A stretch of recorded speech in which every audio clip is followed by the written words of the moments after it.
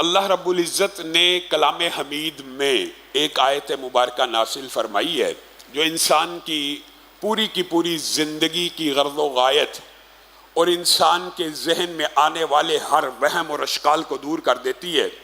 افحسبتم انما خلقناکم عبثا، کیا ہم نے آپ کو بلا وجہ پیدا کیا ہے؟ کیا آپ نے یہ گمان کیا ہے کہ آپ بے سبب پیدا ہوئے ہیں؟ افحسبتم انما خلقناکم عبثا، آپ کو یوں ہی بس پیدا کر کے چھوڑ دیا گیا ہے؟ آپ بس پیدا کر دیے گئے ہیں اور اب آپ نے جو کچھ کھانا پینا زندگی جیسے مرضی گزارنی، جانوروں کی طرح انسانوں کی طرح جیسے جی چاہے گزارتے چلے جائیں، اور آپ نے ہماری طرف لوٹ کے نہیں آنا؟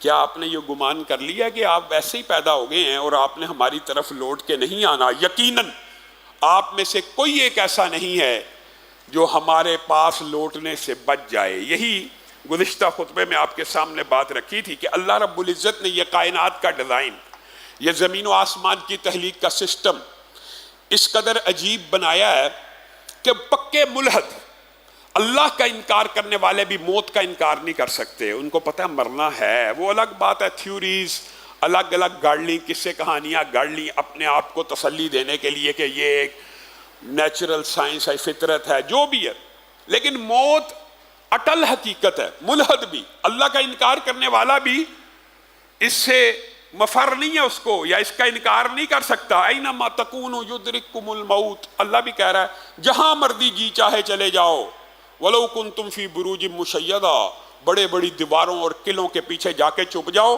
موت تمہیں ڈھونڈ نکالے گی۔ موت جس سے تم بھاگ رہے ہو وہ تمہیں پکڑ لے گی۔ بلکہ ایک حدیث کے الفاظ تو عجیب ہیں اور یہ حدیث صحیح ہے۔ رسول اللہ صلی اللہ علیہ وسلم نے ارشاد فرمایا، جس جگہ پر بندے کی موت کا وقت مقرر ہوتا ہے اللہ تعالیٰ اس بندے کی وہاں پہ کوئی ضرورت متعین فرما دیتے ہیں، بندہ خود بخود اس جگہ پہ پہنچ جاتا ہے۔ اس حوالے سے پہلے ایک دو مرتبہ آپ کے سامنے گزارشات کو رکھا۔ آپ نے ابھی گزشتہ دنوں میں وہ آب دوز والا قصہ نہیں سنا؟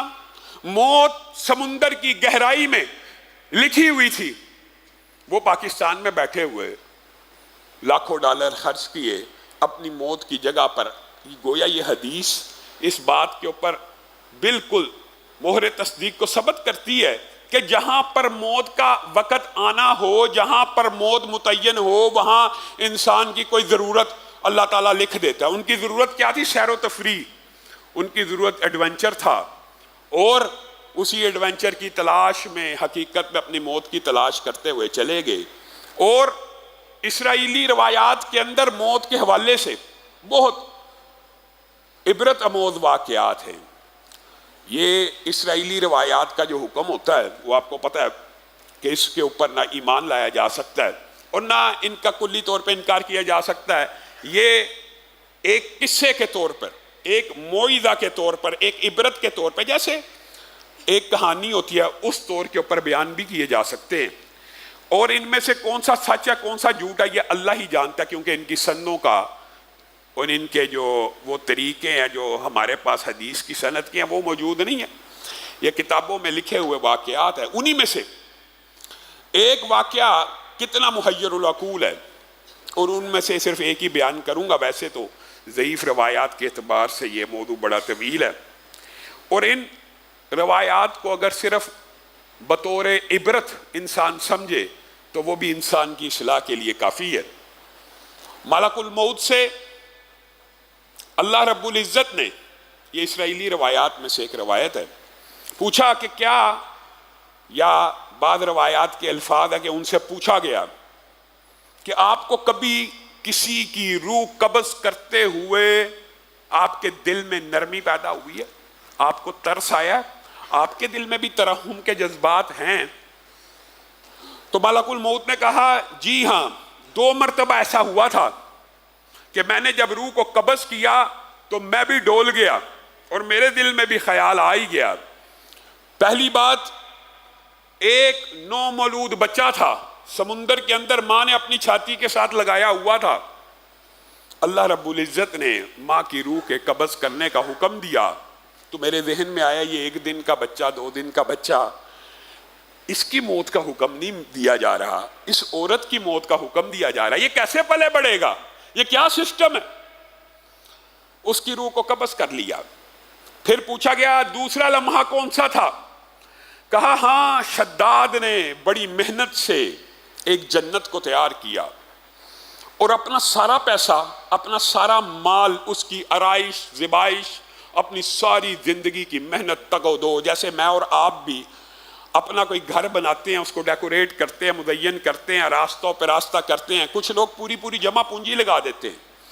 وہ شداد نے بھی پوری کی پوری جمع پونجی لگا دی اور پوری کا پورا اپنا جنت کی طرح کا باغ اور ڈیکوریشن اور ہر چیز کر دی۔ جب وہ اس کے دروازے پہ پہنچا، مجھے حکم دیا گیا اس کی روح کو قبض کر لیا جائے۔ تو میرے ذہن میں یہ خیال آیا، ساری زندگی کی سٹرگل، محنت، تگ و دو، توانائیوں کے بعد اگر اس نے ایک چیز بنا ہی لی ہے تو رب اس کو دیکھنے دیتا، رب اس کو ایک لمحے کے لیے اپنی محنت کا پھل دیکھنے دیتا، حرج کیا ہے؟ تو اس وقت بھی مجھے ترس آیا۔ تو ملک الموت کو کہا گیا جن دو موقعوں کے اوپر تجھے ترس آیا ان کی حقیقت بھی سن لے۔ یہ وہی بچہ تھا جو ایک دو دن میں جس کی ماں کی روح کو قبض کر لیا گیا اور اللہ رب العزت نے اپنی رحمت سے اس کو پالا اور پوسا، اور اللہ رب العزت نے اس کو تنومند اور توانا کیا اور تندرست اور جوان کیا۔ وہ اپنے رب کے سامنے ہی اکڑنا شروع ہو گیا اور اپنے رب کا ہی انکار کر دیا اور شداد بن گیا اور اپنی ساری جگیریں جائیدادیں اللہ کی نافرمانی میں لگا دی۔ تو اللہ نے فیصلہ کیا اس کو اپنی محنت کا پھل بھی دیکھنے نہیں دینا۔